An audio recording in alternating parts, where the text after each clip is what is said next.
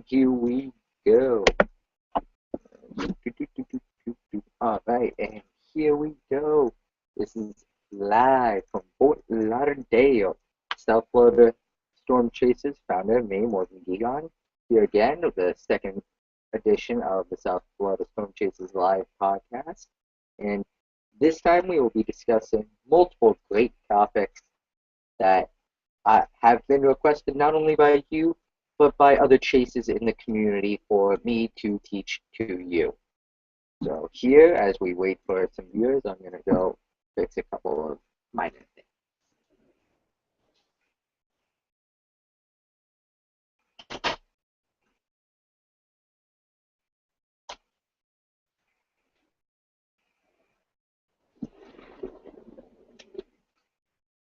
So this week, a few of the things that we plan on discussing will be forecasting and chasing, and we may, depending on time, will be definitely trying to cover a few of the forecasting basics, and we do have a PowerPoint on that. I did create that to share with the audience so that we could have this great learning experience, not only by you, the audience, but by us. And we hope to have a lot of people be able to learn from this, and when they are able to learn from what we teach, we see it as a big advance in our studies, because that's our whole thing, is that we can teach and we can help others learn. And we especially hope to do this by letting you learn while we teach, and we encourage questions, comments, concerns, remarks. We just love to hear it from you, and when we do hear it from you, it's definitely something that just helps us. It helps us see what we're doing wrong, see what we're doing right, and as long as we can do that, that helps our studies, that helps you be safe, it helps a lot of things. But we will be starting at 8:20, the actual presentation for today, and if you saw on Twitter, which I am on behind us, and I can show exactly what we're doing and how we use Twitter to our advantage. And you can see on Twitter, we follow a lot of people. We are following 212 people. You can see we do have over 1,300 tweets, and we find this as a big thing for us, because not only can we teach people on Twitter, we can also help others learn on Twitter. And when you see things like this, here we go, these are definitely learning opportunities. You can see the Fort Worth radar and 4 p.m. surface observation, the cold front here in Dallas, and you can see it stationary just north of DFW. And this is a great explanation made by Dallas, and definitely helps teach others what it is all about. And as long as we can do that, that's definitely something that we like to try to do. And I'm going to bring this back to us. Here we go. It is 8:20. We will be starting the podcast right about now with the actual presentations. And today's presentation will be on, here we go, will be forecasting and chasing, which is a big thing. We had a lot of people ask about this. And when we hear about this, this is big to us, because teaching you how to forecast not only helps you determine when you are in danger, but helps you teach others when they are in danger and potentially save lives. and this is something big for us. So I'm going to start this presentation. So what is forecasting? Forecasting is a prediction of weather conditions for the near future. Now, this is not defined in the best way. We see there to be 3 stages of forecasting, and there's the long range, the medium range, and the short range. You will not hear this often. We like to break it down to 3 because it can really distinguish what is more accurate and reliable than the others. And just a brief overview: long range is the least accurate. It's 14 days to a month out. It can give you an idea of where some things may be. Medium range, a little bit more accurate, but it is still pretty inaccurate. And then short range, we define this as less than 5 to 7 days. Between that 5 to 7 day period, well, from day 5 to day 7 is a shaky period. A lot of things can change on those days that ruin or make a chase day. So going into this, we have, first one we will talk about is long-range forecasting, which is normally not very accurate. And why do we say that? Because it is so far out that it really can't predict where a lot of these bigger things can happen. And it only can give you an idea. And I would love to stress the word idea of what may happen. It is not really a prediction. It is more of just this is where something may happen. And again, I stress idea in may. It's definitely something big, and as long as we see that, and you understand that, and learn not to, 15 days out, freak out about a potential setup, then it's something that you can learn and teach others from. So, next, we have some long-range examples, and you most commonly use the GFS, especially when coming to the American weather setups. You can use the Euro model at times to show you exactly what may happen. It gives a very general and broad idea of where something may happen. It's not of what may happen, it's where something may happen. I would like to stress that very much. This can also help plan for potential setups a longer period of time out. If you know where something may happen a long time out, you can be looking at that area for a fair amount of time before it happens and learn, and hopefully we haven't had this much this year, sadly, predict where it's going to happen and then be right when it comes down to it, but normally this doesn't. And we will be going to, here we go, just going to have to copy and paste a couple of these links. We do have technical problems. You do not see it, but in the background we do have some technical problems going on. The equipment that we do this on has had some problems lately, and so we've been trying to fix that as much as possible. So as we look at the GFS for a longer period of time out, quick look at me.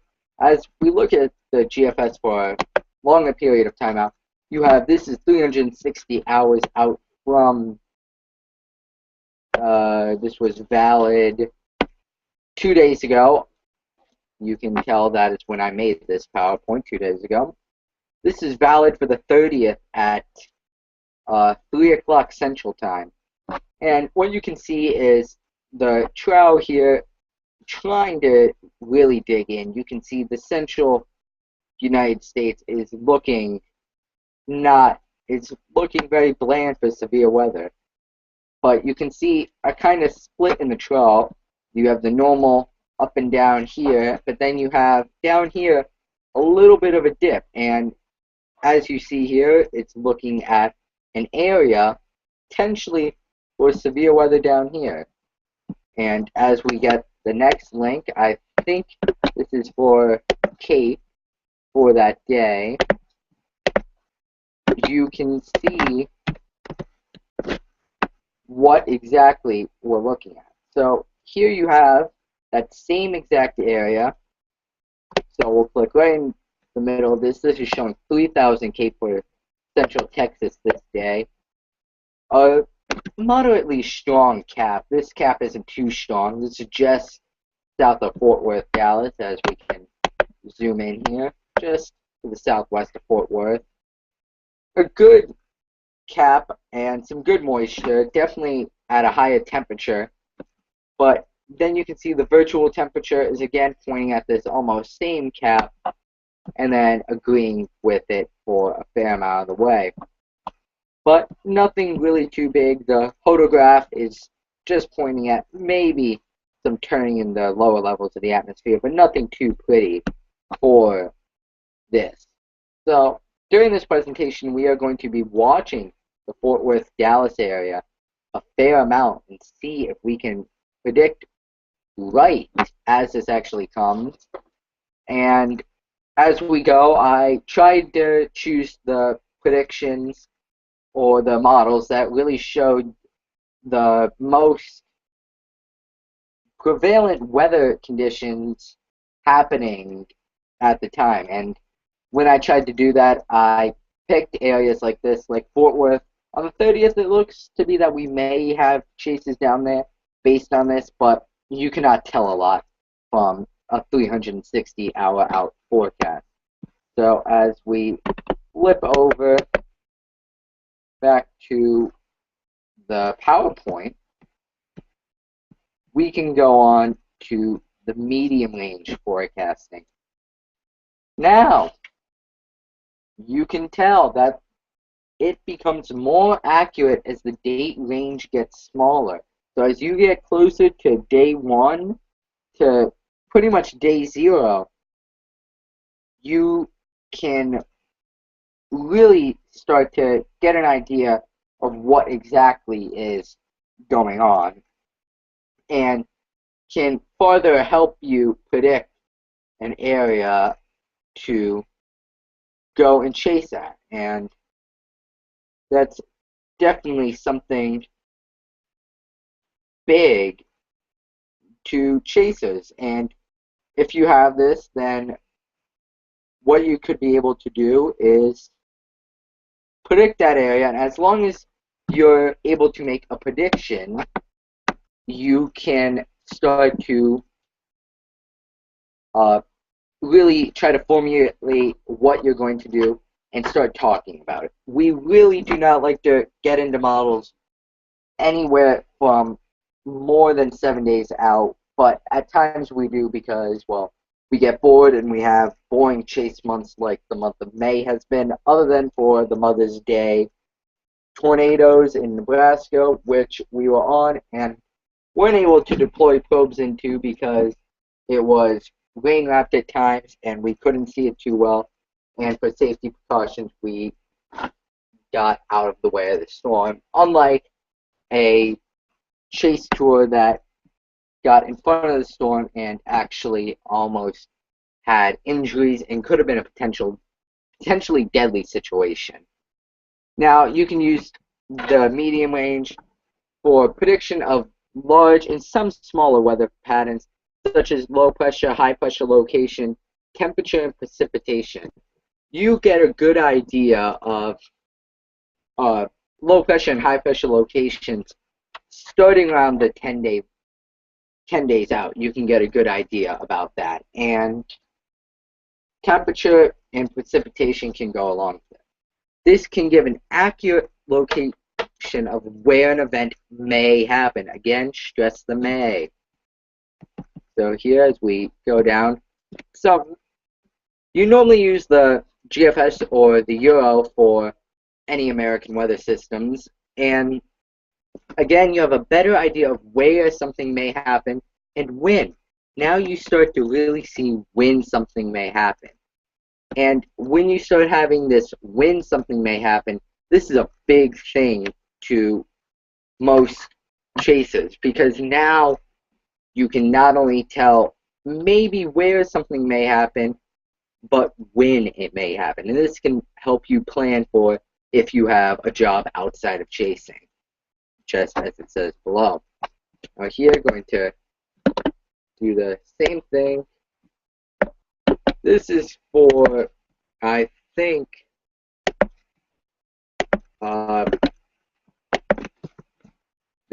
yes, this is 192 hours out. And as we go back to the podcast, to this real quick, to the podcast, excuse me.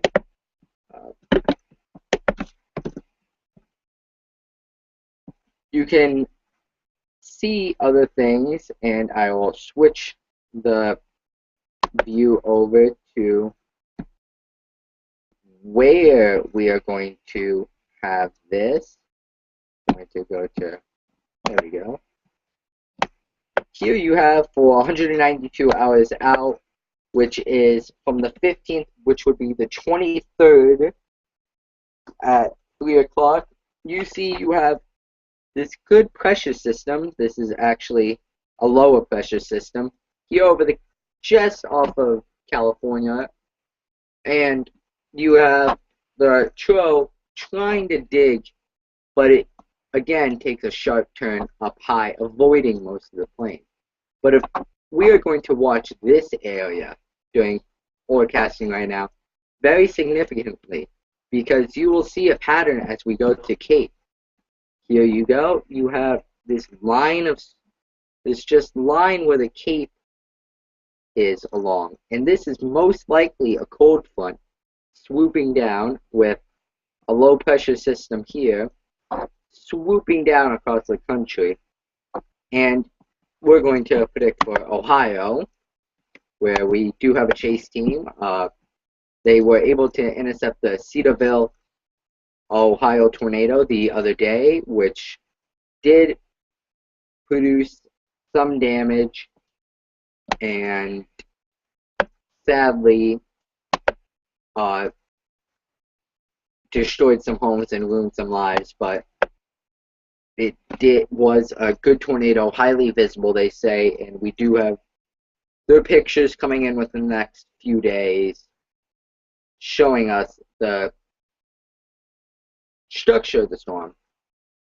So here we have the sounding is looking a very small cap, if non-existent. Moisture is not looking very good. This doesn't even look like a day that you would even consider chasing. This is just an ugly day. This is an ugly day that we're looking at, and we really do not want to mess with this day while trying to forecast, because don't waste your time on something that you can be pretty sure about won't produce anything. Now here, as we flip over to the PowerPoint, which was moving on me, now you have the short range forecasting, which is the most accurate of all forecasts. I was extremely tired when writing up this presentation. And this is best used for the small scale and defined accurate predictions. You can get storm location. Well, let me explain this better. Storm location, storm relative location. And this can also tell you the best area to chase during that time period. And also in the case of the California fires right now, which we do have a chase team on, but they have abandoned due to the destruction that has happened. This can give you a very accurate location of where an event may happen. Again, only 5 or 6 days out, and we are still stressing the word may happen. Because with forecasting and with Mother Nature, you can never tell what is going to happen and when it is going to happen. So here we have some short-range examples. You most commonly use either the NAM or the HRRR, which means a high-resolution rapid refresh, which used to be the rapid update cycle slash RAP is something, I don't remember at this moment, but it's also called the LUC, the Rapid Update Cycle. This gives you the best idea of where something may happen.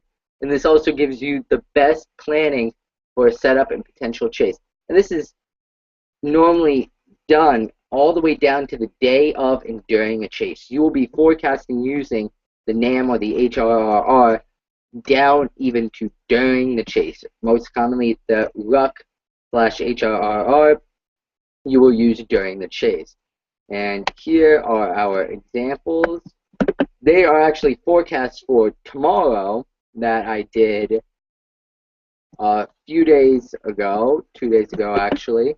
So these are a couple of day out forecasts, but they give you an idea of where some things may happen. And we're actually looking at tomorrow a slight risk in Montana, Wyoming, but that doesn't mean a lot to us because it's only a slight risk and it's mostly for large hail. Now we're going to change the lap. We want to go a little bit more current on this. What we're going to do instead, because I absolutely love you, the viewers, we're just going to go get the latest rapid update cycle. Here we go. Current temperatures across the country, but we don't want that. And you see right here 23Z. Wait, I need to flip you guys over. Oops, oops.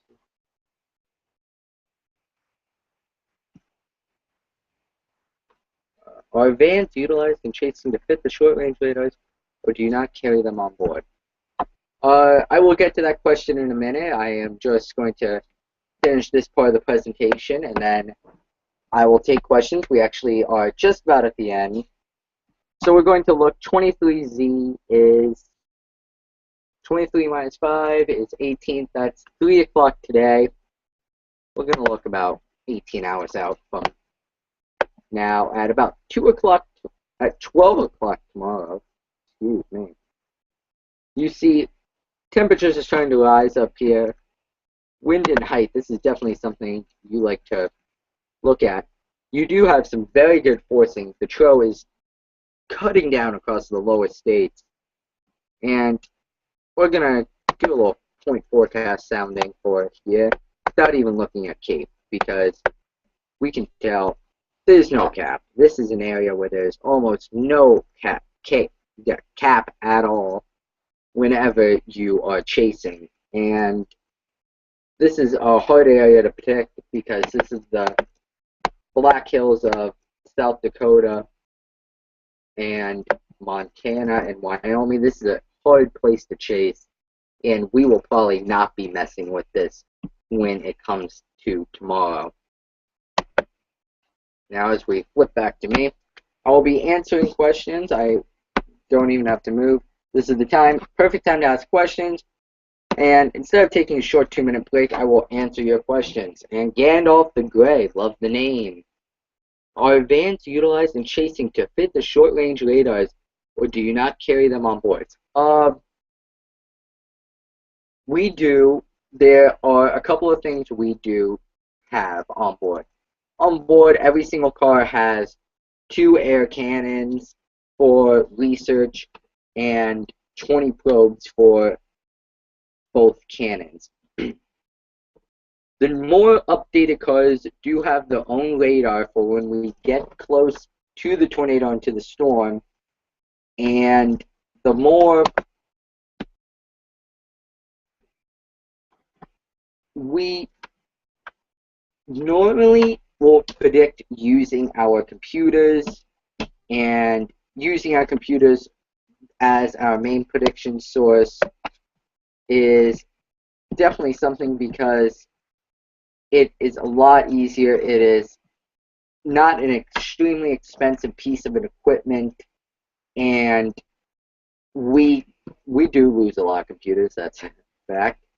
But the short-range radars we have started carrying as of this April on 2 of our vehicles for when we get close to the tornadoes. And these are more updated vehicles that do include Lexan windows and an all-steel structure that cannot be penetrated by objects flying more than 200 miles per hour at the vehicle. So that's a great question, Gandalf the Grey. Again, love the name. And again, this is a perfect time to ask questions. We love answering your questions because it helps you learn and helps us learn. And when everybody's learning, it's great because you learn something about us and we learn what you want us to teach. And when we know what to teach, that definitely helps us because just teaching, knowing what we have to do in these podcasts helps us a tremendous amount. Because forecasting and chasing, which is the second half of this presentation, is something that was highly requested by you, the viewers, and is something we are more than glad to do, and is actually a presentation I've been working on for a longer while. So now for the next 3 minutes, we will be back at 8:45. It is the perfect time to ask questions, make comments, or any remarks, and we will be glad to answer your remarks or questions and address your comments, concerns, or remarks. Saying that, I will be back in a minute for part 2 of the presentation, chasing before, during, and after a chase. Thank you for staying with us so far.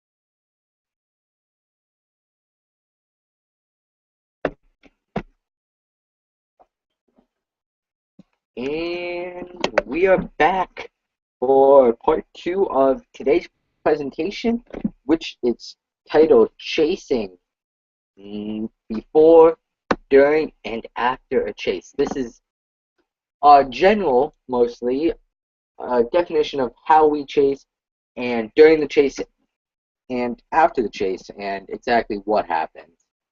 So let's move over to Microsoft PowerPoint. Go storm chasing before, during, and after a chase.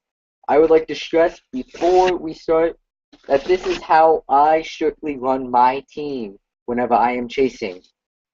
At South Florida Storm Chasers, you have the freedom to run your team how you like, as long as you adhere to the priority of life rule, while also adhering to our research side and not being too uh, too afraid to get near the storm, or too afraid to try to get near enough to do what needs to be done for our research. So, before chase, forecasting. This is normally done for 2 weeks before an event. Now, 2 weeks, you say, oh, well, this is, inaccurate. Once we get an idea of where something may happen, we keep on looking at that and see if it organizes or not. If it does not organize, then we will abandon chasing or stop forecasting until we get closer to the event that I was pointing at. But if it does look like it is organizing, there will be a discussion among the teams of locations to chase. We normally will have a conference like this where all the chases will be there, and we will be highlighting the risk on the board. And this will be definitely the time we will be organizing the teams, organizing the vehicles, and preparing for a chase. And this is the time that most of us get laid off from our jobs because we say, hey, boss, I need 2 weeks to go and run to Canada to chase a fantasy storm. But definitely, as we say that, there's always the upsides of this. You have the day of the chase. You forecast for your specific target area. You get down to exactly what you want to do. And you drive to that area, changing during the drive as necessary what exactly you're going to do. And you meet up with the teams. If one team is going north of you, then you meet up with them, discuss, and plan out accordingly how things should be done.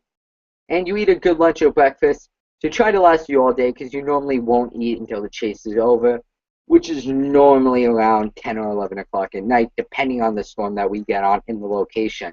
And this is the definition of a good breakfast to us, which is McDonald's, pancakes, eggs, and some of their so tasty crispers. Now, during the chase, this is definitely a interesting part, because most people think, oh, well, you're already on your chase, you don't have anything to worry about.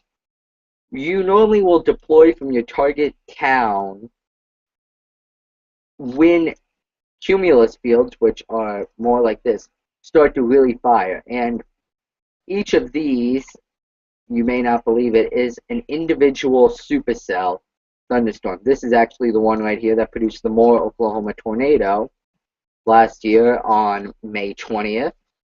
And you drive towards your target area slash storm. Now, you try to find the most discreet one or the one in best conditions. Moore, Oklahoma, we did intercept, but that was not because we wanted to be on this storm, but we woke up late that day and could only make it to Moore before we stopped. And after the Moore tornado, we are done chasing for that day. Now, once you get to a storm, you would hope for it to be in the middle of nowhere, like in western Kansas. You would hope for it to be in an open field and looking like this, where you have a big hook echo, which is a part of the mesocyclone. You have the rear flank core, you have the forward flank gust front, you have the rear flank gust front. Oh, you have the tornado right in here, and then you have the anvil. Oh, you have all of this, and you stick with the storm until it weakens or becomes tornado warned, depending on what happens. We have had times where the first storm weakens, so you leave it, or this storm becomes tornado warned and you see more of a reason to stay on it. And then based on the structure, it can be a high precipitation or a low precipitation storm. You make a move to get around the storm. In this location, in this sense, this is May 3rd, 1999, we would have, instead of dropping south from here, we would have liked to been in Newcastle, or Norman and been and around this area. And as the storm tracks, this actually went directly through more. We would have liked to be up to the north of it at all times. And normally you want to be to the south of the storm, but we like to be normally to the northwest of the storm because storms are moving northeast, and this allows for us to make a move into the core in the event that the tornado does turn towards us or we run into conditions that are unfavorable for the chase. Now moving around in a storm of a northeast moving supercell, which is a fair amount of them, we like to be on the west or northwest side of the tornado. This prevents a fair amount of a chance of the tornado turning towards us and potentially injuring us. And we always allow for this action in case of a left or a right turn. And storms do like, as they pull them into the core, to make a left turn, but we have seen at times the tornado and the mesocyclone be strong enough to make a right turn. This allows for the best inflow into tornadoes and rain-free pictures, and you would be right around this area of a storm going this way, instead of in the core here where there's heavy rain and hail, or in the cool outflow, which is when you would have to punch the core of heavy rain and hail to get to the tornado. And this puts you in great danger of potentially putting yourself in the path of this tornado. Now, after the storm dies or weakens, 3 options become available. You drop south in the next discrete cell. This day, these 2 storms actually produced tornadoes. This one did not. A lot of people targeted this one because it was in the best environment, but it did not produce. So you would drop normally south, but it's a lot of the time southeast to get in front of this storm. Or you abandon the chase if it's dark or out of range. We have had a lot of times where you will be on this northern storm, and the only very good-looking storm or storm that has the best potential is down here, and it is too far to intercept before conditions become unfavorable. Or it has just become dark and you do not want to chase in the dark. Or you continue with the storm if it is entering a good environment. We have had times where storms like these at the beginning won't produce anything and will look weak on radar into the eye, but then will enter a good environment a little bit later and produce a monster. And most of the time, options number 1 and 2 are most common because you will follow a storm until it's dark, or if you do not, you will drop south to the next discrete cell. Now, after a chase day, you like to sort and compile any research data collected into one file. If you can do this, this allows for everything to be organized and easily accessed by any member of the team. And all teams become available for interview after the day of the chase. We do not do interviews on the day of the chase due to safety and priority of life. And photographs and footage is sorted and sent to the media and or viewers.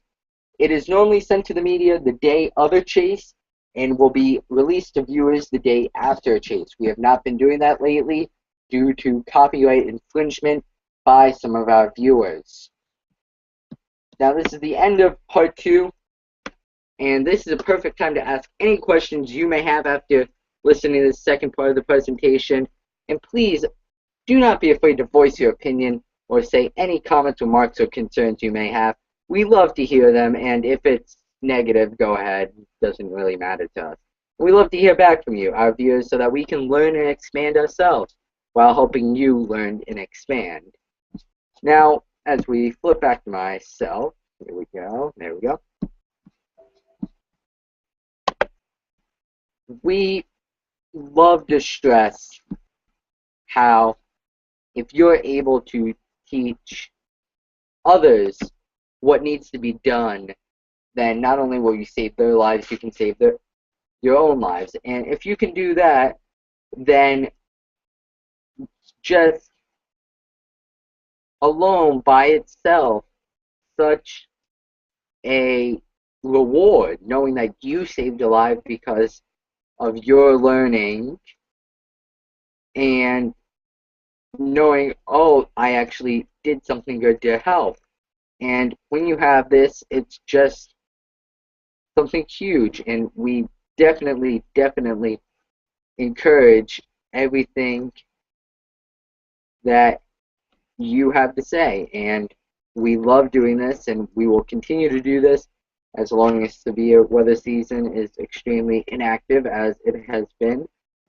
And we will be trying to do this weekly. And if we can't do it weekly, we're going to postpone it like we did last night, and then do it as soon as possible as we can. And if we cannot, then we will try our best to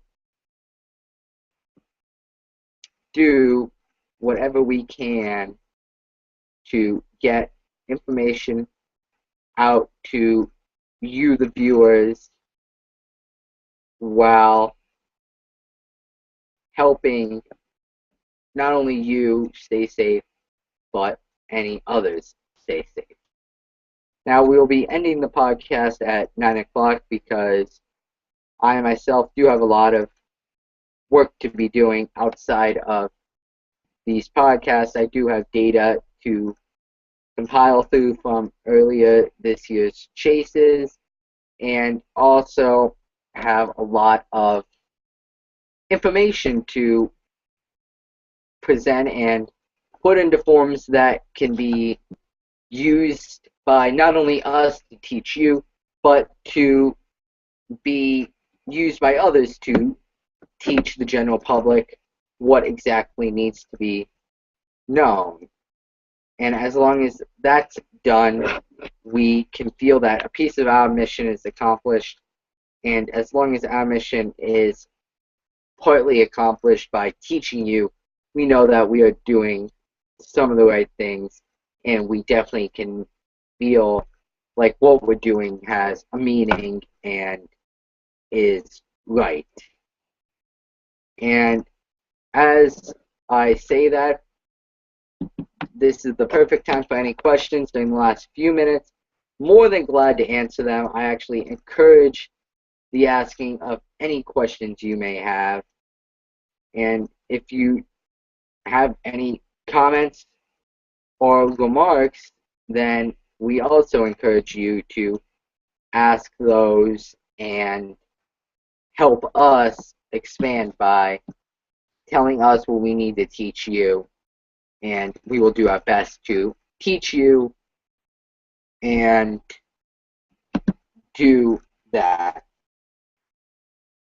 And it's something that means a lot to us, and we love hearing from you. Our chase team loves hearing everything from you guys. And saying that, I will be going to do some work now to prepare for next week's podcast while also doing a ton of other things. Thank you, and good night.